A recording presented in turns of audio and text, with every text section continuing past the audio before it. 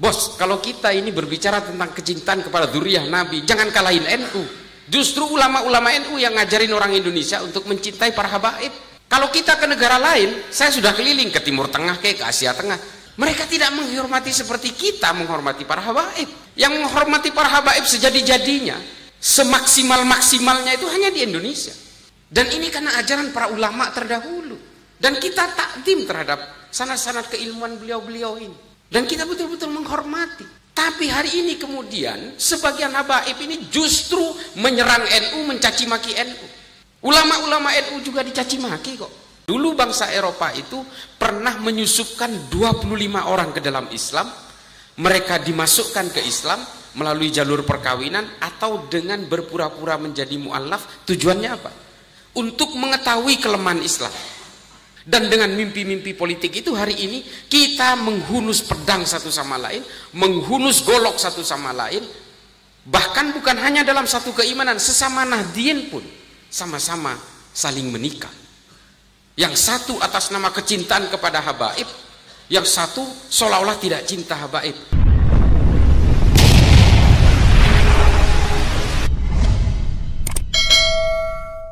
Ada sebuah buku yang menceritakan ini. Ditulis oleh seorang Kristen Maronit dari Libanon, namanya Philip Hurri Hitti. Judulnya adalah The Story of the Arabs, sejarah bangsa Arab. Dia menceritakan bahwa dulu bangsa Eropa itu pernah menyusupkan 25 orang ke dalam Islam. Mereka dimasukkan ke Islam melalui jalur perkawinan atau dengan berpura-pura menjadi mu'allaf. Tujuannya apa? Untuk mengetahui kelemahan Islam. Untuk Islam ini di mana sih kelemahannya? Supaya apa? Karena negara-negara yang menjadi target jajahan itu adalah kebetulan hampir semuanya populasinya Muslim. Termasuk Snuk Horgronya yang kita kenal di Aceh kemudian. Mereka berusaha mencari titik lemahnya. Titik lemahnya ternyata di mana? Titik lemahnya ada di dalam kepentingan-kepentingan ambisi politik. Kalau umat Islam ini diperkenalkan dengan ilmu pengetahuan seperti pada eranya, pada masa kejayaannya, umat Islam ini pasti akan menguasai seluruh isi bumi ini, mulai dari geopolitik, geoekonomi dan sebagainya. Pasti akan dikuasai. Kalau ingin melemahkan umat Islam, berikan dia mimpi-mimpi politik. Lalu kemudianlah lahir gerakan-gerakan politik dengan berepisentrum di Timur Tengah. Keluar mimpi-mimpi pan-Arabisme, keluar mimpi-mimpi pan-Islamisme, yang kemudian melahirkan Hizbut Tahrir, Ikhwanul Muslimin, yang kemudian betul-betul menjebak kita ke dalam tengah pertempuran-pertempuran kebencian satu sama lain. 25 orang yang mengkonversi agamanya ini ke dalam Islam pura-pura. Saya katakan pura-pura karena Philip Hurri Hitti juga menggunakan kata-kata tanda kutip, quote unquote. Pura-pura menjadi Islam hanya ingin mengetahui lemahnya orang Islam. Karena apa? Ternyata mereka mempelajari sejarah juga, bahwa umat Islam pernah berperang sesama umat Islam karena persoalan politik. Umat Islam membunuh umat Islam yang lain karena persoalan-persoalan politik. Ini dipelajari betul oleh mereka. Ini kemudian dipelajari, oh kalau orang Islam ini ingin dipecah belah dan gampang dihasut, udah kasih aja mimpi-mimpi politik. Dan itu hari ini kita alami. Hari ini kita alami. Bagaimana caranya? Indonesia ini adalah negara yang gak masuk akal. Gak masuk akal negara kita ini. The impossible state, kalau di buku-buku dibilang. Nggak masuk akal. 17.000 pulau bisa jadi satu negara coba. Kalau Indonesia ini ada di Arab, mungkin sudah jadi 10 negara atau 15 negara. Coba bayangin itu Arab. Satu agama, satu bahasa, satu suku. Jadi negara perintil-perintil. Bahrain, Oman, Qatar. Ini kan negara kecil-kecil. Karena mereka gagal move on dari masa lalunya. Dia tidak bisa melupakan mantan rupanya. Nah, ini yang dialami oleh mereka. Konflik-konflik tribalisme masa lalu tidak bisa menyelamatkan satu entitas mereka untuk tetap menjadi solid, padahal satu rumpun. Bahasanya sama, paling dialeknya beda. Kalau orang yang bagian selatan ngomong kahwah, di sebelah utara seperti di Mesir ngomongnya gawah. Hanya dialeknya saja, bahasanya sama. Nah kita 17.000 pulau, ratusan suku, ratusan bahasa, puluhan agama beserta firqoh-firqoh dan sekte-sektenya. Coba bayangin, bisa menjadi satu entitas negara. Dan alhamdulillahnya mayoritas pemeluknya adalah agama Islam. Tapi ya ini innalillahnya itu adalah kemudian kita menjadi sasaran amuk dari pertarungan-pertarungan politik global. Kita berusaha dipecah belah, kita supaya bisa menjadi seperti negara-negara Balkan. Makanya upaya-upaya hari ini yang dihasutkan ke kita hari ini adalah upaya balkanisasi Indonesia. Siapa yang bermain? Negara-negara barat. Kita nggak bisa menolak itu. Hizbut Tahrir kantornya di London kok. Ahmadiyah kantornya di London. Syiah kantornya di London. Mau apa?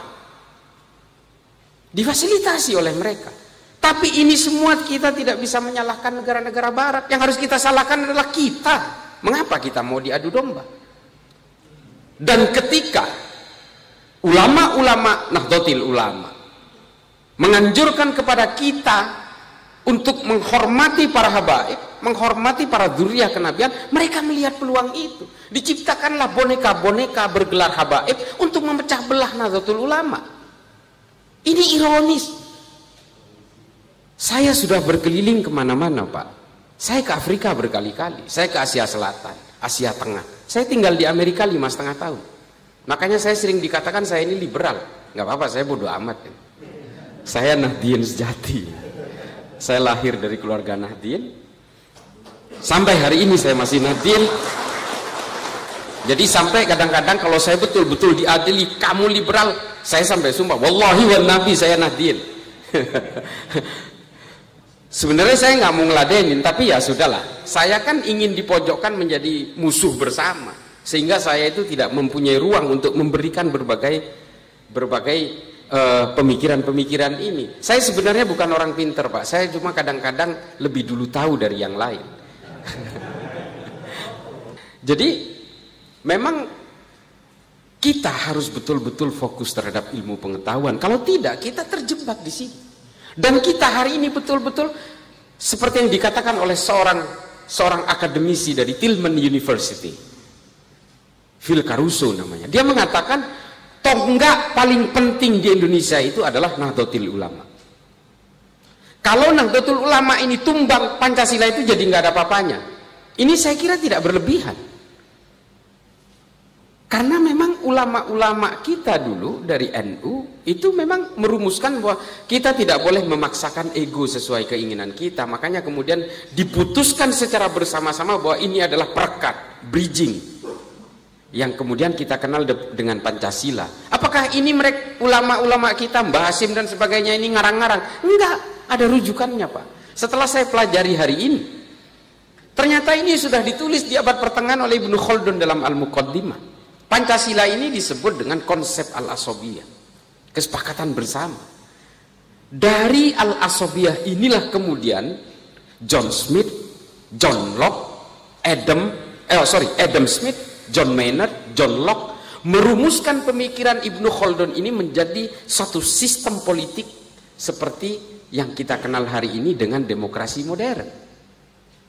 Dan pemikiran-pemikiran Ibnu Khaldun ini tentang bagaimana sebuah kapital, sebuah aliran modal didistribusikan kepada masyarakat, ini juga mengilhami Karl Marx dalam Das Kapital. Saya sudah baca, Pak.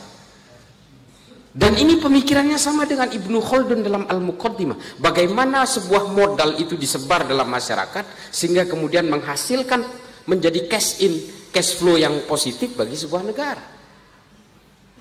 Ini ditiru oleh Karl Marx dalam Das Kapital dan ditulis juga bahwa ini dikatakan oleh Ibnu Khaldun. Coba, bangga sekali kita. Tapi hari ini kita tidak lagi melahirkan Ibnu Sina, tidak bisa melahirkan lagi Al-Khawarizmi, Al-Biruni, termasuk kitab-kitab seperti Al-Haya yang menciptakan prototipe lensa pertama di dunia. Yang menciptakan lensa kamera itu orang Islam, Pak. Tapi kemudian kitab Al-Haya ini tidak dihargai di Islam, diusung ke Jerman, sehingga kita tahunya hari ini yang menciptakan lensa pertama itu adalah orang Jerman. Ilmu pengetahuan ini betul-betul dijauhkan kepada dari kita, dari umat Islam, supaya kita betul-betul sibuk dengan mimpi-mimpi politik. Dan dengan mimpi-mimpi politik itu hari ini kita menghunus pedang satu sama lain, menghunus golok satu sama lain. Bahkan bukan hanya dalam satu keimanan, sesama Nahdien pun sama-sama saling menikah. Yang satu atas nama kecintaan kepada habaib, yang satu seolah-olah tidak cinta habaib.